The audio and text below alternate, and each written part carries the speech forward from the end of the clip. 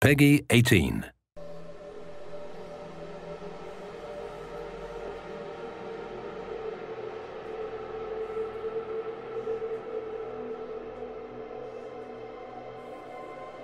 Hey everyone, I'm Joel Leschler, a producer from 2K Australia. Hi everyone, I'm James Lopez, producer at Gearbox Software. And we're here to show you a walkthrough of our E3 demo for Borderlands the Pre-Sequel. Hope you enjoy it. Alright, so we're actually going to be playing through as Wilhelm during this playthrough, and we're selecting his action skill now, which is his ability to spawn these two drones, Wolf and Saint. Wolf is an attacking drone, while Saint is more of a buffing regen drone. We're going to go down the Cyber Commando skill tree. This one's really cool because if fans remember Wilhelm from Borderlands 2, he was just a giant loader with a human head on top. But in this game, it's his origin story, and he starts out just as a man. But you have the ability by going down this skill tree to start turning him into that giant robot that he was in Borderlands 2. We're selecting the Power Fist skill here, and you'll see that they actually replaced his arm with this robotic one. This one's really cool because it'll deal extra melee damage, and you can actually attack enemies from further away. And if you look at the Shock Absorbers one, which replaces his leg with a robotic leg, this allows you to shoot and reload while you're sprinting, which can come in really handy. The Meteor Slam is also really useful because the butt stomp or ground pound or slam or whatever we're calling it today is really powerful in Borderlands Pre-Sequel. When you're playing in low gravity, you're able to do this huge amount of damage when you slam down to the ground. And that's about all the skill points we can use right now, but we're pretty close to leveling up again. So when we do, we're going to show you the Vengeance Cannon, which is Wilhelm's capstone skill inside the Cyber Commando tree. Yeah. We have a look here, we actually just shot an air geyser, and when these are shot, they shoot out this oxygen which replenishes your Oz kit, but it also propels you up in the air. And the higher you get, the more damage you can do from your butt stomp. So if you hold that crouch button, you slam down on the ground, you deal this huge amount of damage to enemies on the ground. Yeah, geysers are a great way to do a slam immediately instead of having to kind of like prime yourself for it. You can hop on one of those and just immediately move off it and slam someone into oblivion if you want to. Here's another example of how the levels are informed by low gravity in Borderlands the Pre-Sequel. You're able to do these massive leaps and bounds, and really you have a lot more freedom as a player. The scope of travel has increased so much. And we're able to use the air boost by venting some oxygen. You're actually able to go even further by propelling yourself forward or even higher. Yeah, and it's cool that we have these abilities. They obviously come with some costs on the oxygen meter, but we give plenty of ways for you to get that oxygen back. You know, we've got oxygen canisters that drop when you kill enemies. We have the air geysers. We have other like cracks in the ground that air can come out of. They won't give you that jump, but they will give you back your oxygen. We also have oxygen generators. And even like certain Oz kits will allow you to create an oxygen bubble whenever you do a slam attack.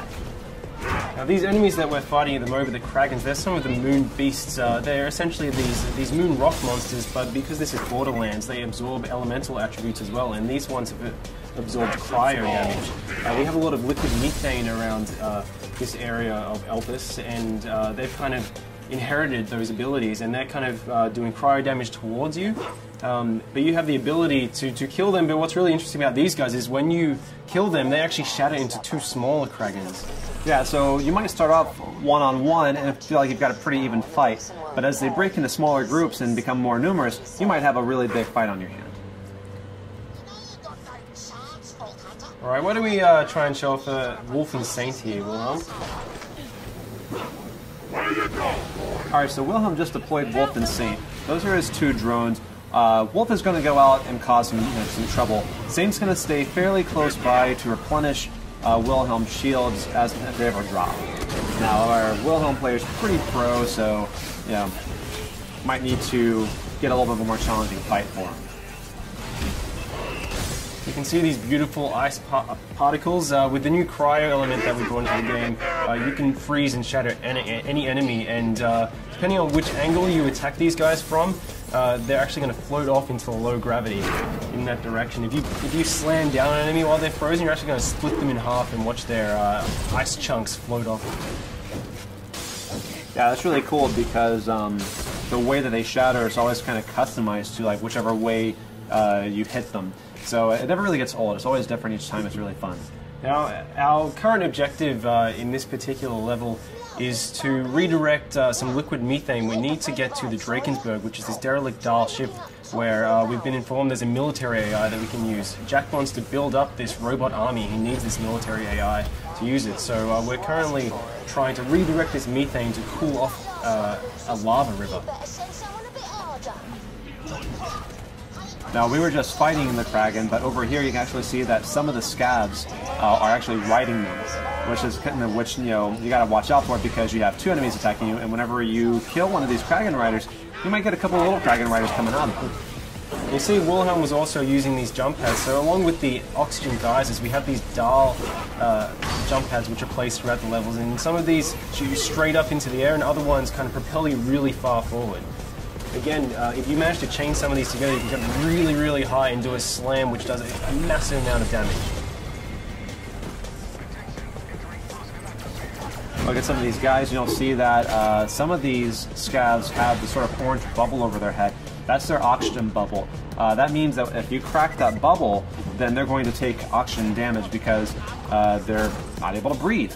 Which is a really cool way because you can kind of do a hit and run. You don't have to worry about necessarily about finishing them off if you're taking too much heat.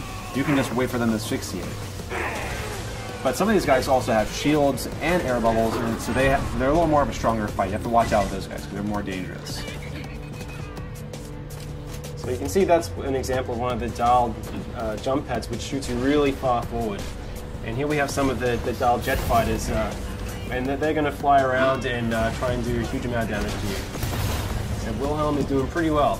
Yeah, that was a spot-on hit. That was really good.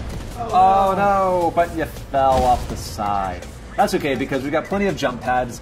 We have a lot more verticality in Borderlands now than we ever did before. So there's not necessarily any one way to get to this objective. Really, all you have to do is just find either a jump pad or a way to jump from platform to platform. Yeah, something really great about the low oxygen, it allows you to traverse these maps really, really quickly. So because you can make these massive leaps and bounds and you have these jump pads, you're able to get from one end of the map very, very fast and really get an edge on enemies. Alright, now it looks like we just leveled up. So we're going to go and put that skill point in Vengeance Cannon. That's really interesting because if you take a certain amount of damage, Wilhelm responds with the Vengeance Cannon and can do a great amount of damage within a pretty generous period of time. You have about 30 seconds of action on this. It can come in really, really powerful when you're under the pump. Yeah. So you can see now we're actually redirecting this liquid methane, so we should be able to go over and try and freeze this lava lake. Alright, so once this pipe connects, we actually have another route on how we can get to the next objective. You could just go down to the ground if you wanted to, but because of the verticality in the pre-sequel, we can actually continue along this path here. All you have to do is have the option to make the jump, and then you can actually run along this pipe here. So there's plenty of ways to explore this map and get to pretty much anywhere you need to get. Yeah, it's really cool as well. Our level designers have built the map so, especially when you're playing co-op, you can have each player, they can approach each of these sites from different angles. So we could have taken that pipe all the way along while Athena went down by the ground and went over to the by the jump pad. Yeah, people that are especially fond of sniping should keep an eye out for these kind of opportunities because you get a superior angle from which you can snipe off those oxygen bubbles or just do just a bunch of damage in general. Yeah, absolutely. So we're going to continue along this way, and Athena's going to continue on the ground, and they're both getting that. She's going to jump across this chasm here, and we're going to get on to the next big fight. Yeah, we should be able to ambush these guys by taking them from two different angles. Once Wilhelm, finds a way to jump over this. There we go. Alright, so in this area here, we've got some jetpack scavs. We also have some guys that are on foot. They actually see a scav that Athena just killed just flying off in the distance. And he'll go on like that for quite some time. Yeah, if he still has any life left in him, he's getting pretty beautiful. Oh, yeah. Awesome. Oh, no! Athena's down. Hey, Wilhelm, now why don't you go ahead and revive her using the oxygen? Yeah. So you kind of have these cool tactical decisions. You can revive your downed players faster with oxygen than if you just do it the normal way. But that obviously comes at a cost. But sometimes it's really good to get them in the fight faster. Beautiful. And you can see we have these jetpack scabs, so all of the enemies on Elpis can take advantage of the low gravity just as much as you can. So if you're getting protection behind cover, they can actually jump over and stomp on you and invalidate your cover just like you can them. We really wanted this gravity system to go throughout every single feature in the game. We just did a pretty awesome butt stomp there. Yeah, that was solid. Here's some of our new vending machines we're just kind of teasing as we run by them, but you can see more about them later on. All right, we're coming into the processing plant now. This is actually where you just directed the liquid methane to, and it's really important that you do this because we're going to use it to freeze a lava river so we can form a natural bridge we can cross over to the Drakensberg in the next round. Now this has a lot of enemies in it. Definitely a good time to bring out Wolfensteins. Yeah, try and use those jump pads to get a height advantage of the players as well. If you stomp down. He just shocked that scav when he did that ground pound because of his because of the Oz kit that he has. It's really cool because each Oz kit can have a variety of features on it. Some of them will do your basic oxygen extension, but some also add elemental attacks. Some will create oxygen bubbles whenever you do a slam. There's a lot of layers to them because it's really important to us that our gear be relevant and offer some really cool stuff. Obviously, these sort of varieties are really important to us. Whenever we added the ice elemental, this also is represented across all gear items. So you've got it in shields, you've got it in grenade launch, you've got it in guns, and we also have lasers. Lasers support all the elementals, so we've added even more bazillions of gear. Yeah, you can see right here we have an ice laser. So we're able to shoot this beam, this kind of freeze ray, and then we can butt stomp and hopefully shatter this guy. Getting close. Nearly. Uh-oh. Remember, the higher you get, the more damage you're going to do. So, very close. Can you just take out kill? Yeah. That's okay, though. It's always next time. So it looks like we cleared out the enemies here. Let's try and get that methane onto the lava river. Sir, I've got my best people working. It is Borderlands though, so you always have to loot. That's right. Just take all of them over. Who the hell is Ninja. that? That is the 10-year-old boy we hired to help us. You're fired, John. You can see the Drakensberg out there in the distance, so that's our objective. We want to get to this crashed Dahl ship to get this military AI. Once we get that military AI, Jack can put into the loaders, which up until this point have been useless. They're just construction bots, basically. But once we put the AI in them, we'll be able to weaponize the loaders and reclaim Helios, which is the moonshot facility. I need you to dump the methane from the reservoirs into the lava. We'll create our own path by cooling it off. This is gonna be ace.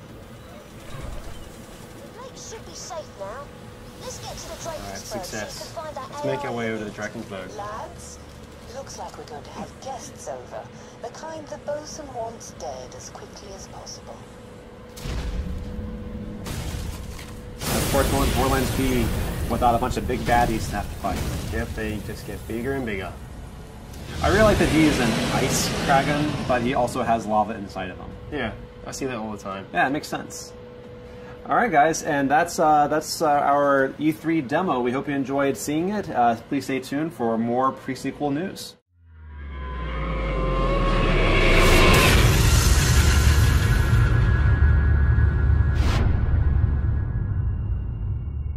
You coming?